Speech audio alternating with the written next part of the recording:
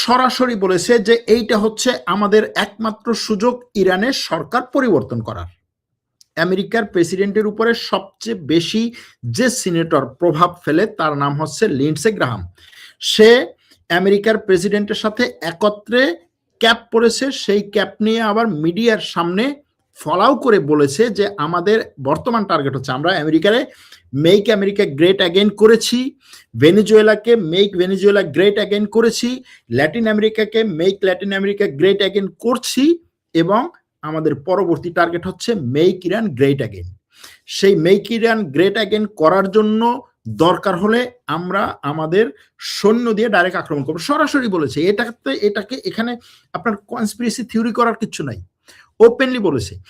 ইসরায়েলের প্রধানমন্ত্রী সরাসরি বলেছে, ইসরায়েলের পররাষ্ট্রমন্ত্রী, ইসরায়েলের প্রতিরক্ষা মন্ত্রী, ইসরায়েলের সরকারের মধ্য থেকে এমন কোনো মিডিয়া নাই যে হচ্ছে এখনই হচ্ছে আমাদের সময়, এখনই এই বিক্ষোভে সবকিছু দিয়ে আমাদের সাপোর্ট করা দরকার, তারা ওপেনলি বলেছে। সুতরাং সাধারণ মানুষের এই বিক্ষোভটাকে সরকার বিরোধী বলুন আর হচ্ছে তাদের ন্যায্য দাবির বিক্ষোভ বলুন, এটাকে হাইজ্যাক করেছিল। হাইজ্যাক করার কারণে এই যে সাধারণ মানুষের দাবি সেটা হয়ে গেছে সহিংস একটা সরকার পতনের বিক্ষোভে। সাধারণ মানুষের এই দাবিটা সরকার পতনের বিক্ষোভে যেতেই পারত। বেশি মানুষ যখন যুক্ত হবে, কিছু মানুষ নিহত হলে, কিছু মানুষের উপরে যখন সশস্ত্র কি বলে আইন শৃঙ্খলা রক্ষাকারী বাহিনী আক্রমণ করবে, তখন মানুষ নিহত হলে এটা সরকার পতনে আন্দোলনে যায় এবং সাধারণ মানুষ সেটাকে সাপোর্ট দেয়। কিন্তু এখানে দেখা গেছে যে প্রায় 100-রও বেশি আইন শৃঙ্খলা রক্ষাকারী বাহিনীর সদস্য নিহত হয়েছে। মুখোশধারী প্রচুর, একটা আর দুটো ভিডিও না, প্রচুর বিভিন্ন শহরে মুখোশধারীরা এই আইন শৃঙ্খলা রক্ষাকারী বাহিনীর উপরে এবং এই বিক্ষোভকারীদের উপরে আক্রমণ করেছে, এর প্রচুর ভিডিও বেরিয়েছে। আজকে ইরানের পররাষ্ট্র মন্ত্রণালয় করেছে কি, তারা ইউরোপীয় ইউনিয়নের বিভিন্ন সদস্য রাষ্ট্র, যার মধ্যে আছে ফ্রান্স, ব্রিটেন, জার্মানি, এই রাষ্ট্রের রাষ্ট্রদূতদেরকে ডেকেছে পররাষ্ট্র মন্ত্রণালয়, ডেকে তারপরে বলেছে দেখো তোমরা ভিডিও দেখো। ভিডিও দেখিয়েছে, বলছে দেখো এই যে গোলাগুলিগুলো করেছে, এই গোলাগুলিগুলো যারা করেছে এরা একটাও সাধারণ মানুষ না, তারা কালো পোশাক পরা, তাদের হচ্ছে মুখোশ পরা, তারা গোলাগুলি করে তারপরে সাধারণ মানুষ মেরেছে এবং আইন শৃঙ্খলা রক্ষাকারী বাহিনীর সদস্যদেরকে মেরেছে। সুতরাং তোমরা কোন ধরনের বিক্ষোভকে সাপোর্ট দিচ্ছ, এটা হচ্ছে তাদের কথা। এখন এখানে আপনি বিভিন্ন ধরনের থিওরি বের করতে পারেন।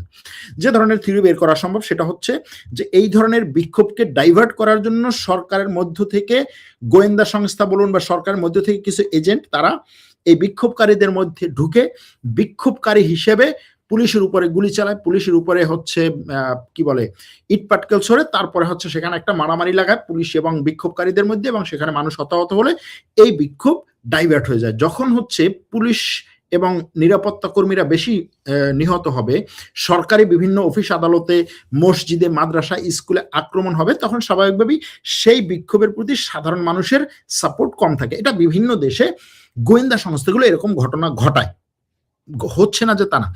কিন্তু ইরানের ক্ষেত্রে এরকম ঘটনা যদি ইরানের গোয়েন্দা সংস্থা ঘটিয়েও থাকে, তারপরে হচ্ছে পুরোপুরি গোয়েন্দা সংস্থার উপর আপনি দোষ দিতে পারছেন না। কেন? কারণ হচ্ছে ইসরায়েল এবং আমেরিকা এই বিক্ষোভের শুরু থেকে সরাসরি সবকিছু নিয়ে ঝাঁপিয়ে পড়ার ঘোষণা দিয়েছে। সমস্যা হচ্ছে এখানে, তারা যদি ঘোষণা না দিত তাহলে হয়তো আজকে আমি সরওয়ার এখানে বসে বসে বলতাম যে এটার মধ্যে এই ধরনের জিনিসগুলো আছে। আপনারা জানেন যে আমি হচ্ছে ইরানের ব্যাপক পরিমাণে ফ্যান না। ইরানের এই যে বর্তমান যে রেজিম, তাদের বিভিন্ন কর্মকাণ্ডের হচ্ছে সমালোচনাও করেছি বিভিন্ন সময়। তারা যে একটা ইসলামিক রাষ্ট্র না, ইসলামিক রিপাবলিক বলতে তারা যেটা বোঝায় সেটা না। তারা যে হচ্ছে তাদের কিছু নিজস্ব পলিসি, নিজস্ব কিছু আইন কানুন, নিজস্ব কিছু চিন্তাধারা সেখানে মানুষের উপরে চাপিয়ে দিতে চায়, তারপরে হচ্ছে আরো বিভিন্ন রাষ্ট্রে তাদের সেই চিন্তাধারাগুলোকে রপ্তানি করতে চায়। এটা নিয়ে বিভিন্ন সময় ভিডিও করেছি আমি, সেটার পক্ষে বিপক্ষে অনেকে মন্তব্য করেছেন।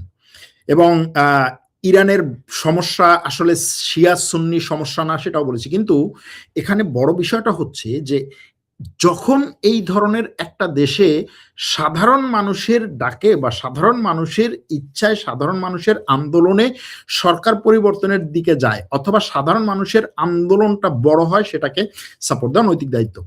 কিন্তু যদি সেই আন্দোলনের শুরু থেকে একেবারে প্রত্যেকটা মুহূর্তে এই আন্দোলন হয়ে উঠে আমেরিকা এবং ইসরায়েলের সরকার প্রধানদের প্রধান আলোচ্য বিষয়, এবং তারা গণমাধ্যমের সামনে এসে তাদের সোশ্যাল মিডিয়া অ্যাকাউন্টগুলোকে ব্যবহার করে সরাসরি একাধিকবার বহুবার এই জিনিসগুলো নিয়ে যখন মানে সরকার ফেলে দিব আমরা বলে, তখন স্বাভাবিকভাবে এটাকে আপনি সাপোর্ট দিতে পারেন না। বিষয়টা হচ্ছে এখানে। এখন যাই হোক, কি হলো, এ পর্যন্ত আন্দোলন করলো তারা, তারপরে হচ্ছে রেজা পেহলেভিকে দিয়ে এর মধ্যে রেজা পেহলেভি বলে উঠলো যে ইরানের সরকারের প্রতি মানুষের সমর্থন নেই, সরকার মানুষ থেকে বিচ্ছিন্ন হয়ে গেছে, সশস্ত্র বাহিনী তার সাথে নেই, সশস্ত্র বাহিনী এই যে ব্যাপক পরিমাণে বিক্ষোভ হচ্ছে এই বিক্ষোভকে দমানোর জন্য যথেষ্ট পরিমাণে সশস্ত্র বাহিনী, যথেষ্ট পরিমাণে জনবল ইরানের সরকারের হাতে নেই, সে এখন বিচল, সে এখন কি বলে মানে অবিচল, কি এর শব্দটা মনে আসছে না, যাই হোক, সে এখন হচ্ছে হতভম্ব হয়ে পড়ছে, সে এখন দিকবিদিক শূন্য হয়ে ঘোরাঘুরি করছে, কার কাছ থেকে লোক নেবে, কিভাবে সাপোর্ট দিবে, এটা নিয়ে তার মাথা নষ্ট। মোটামুটি এমনকি এমন কিছু খবরও বেরিয়েছে যে খামেনেই দেশ ছেড়ে চলে গেছে, পালিয়ে গেছে, সরকার প্রধানকে খুঁজে পাওয়া যাচ্ছে না। এমনকি এরকম কিছু খবরও এসেছে যে সরকারের বিরুদ্ধে সেনাবাহিনী এবং সশস্ত্র গোষ্ঠীর একটা বড় অংশ অবস্থান নিচ্ছে, সরকার যেটা বলছে সেটা তারা মানছে না।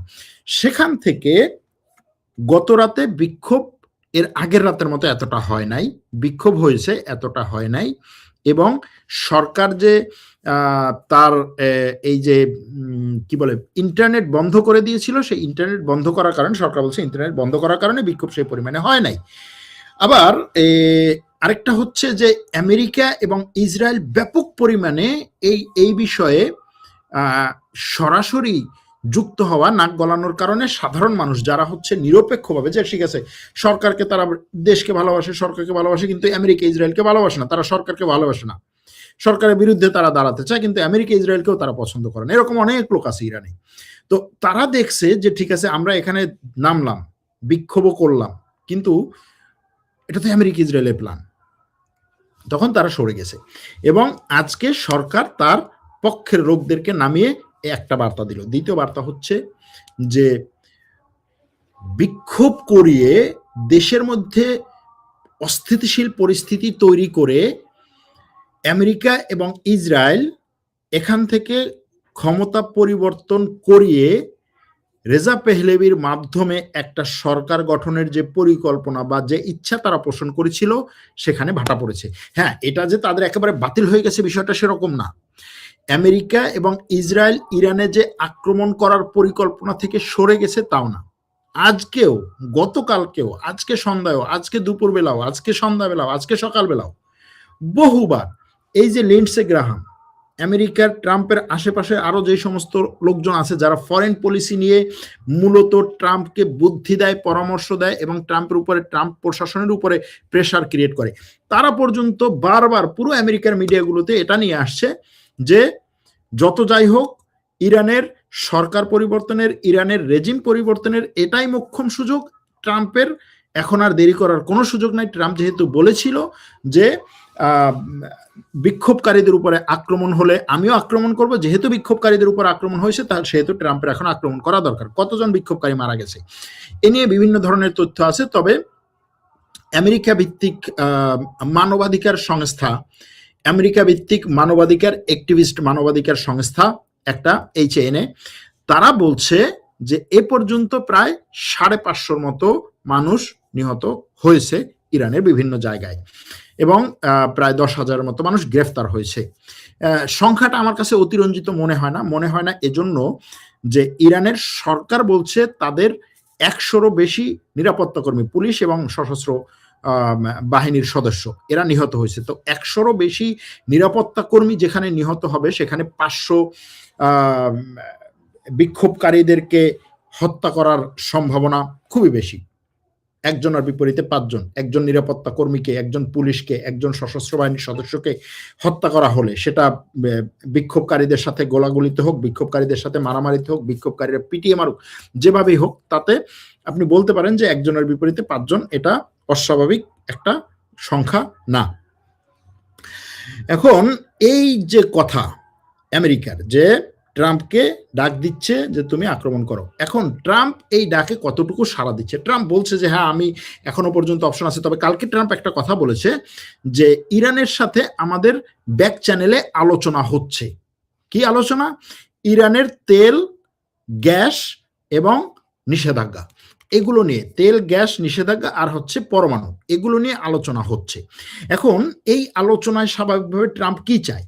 এই ধরনের আলোচনাগুলোতে বা এই দেশগুলোর উপরে প্রেশার ক্রিয়েট করে ট্রাম্প চায় যে ওই দেশের তেল এবং গ্যাসের উপরে পুরোপুরি তারা নিয়ন্ত্রণ। খুব সম্ভবত ইরান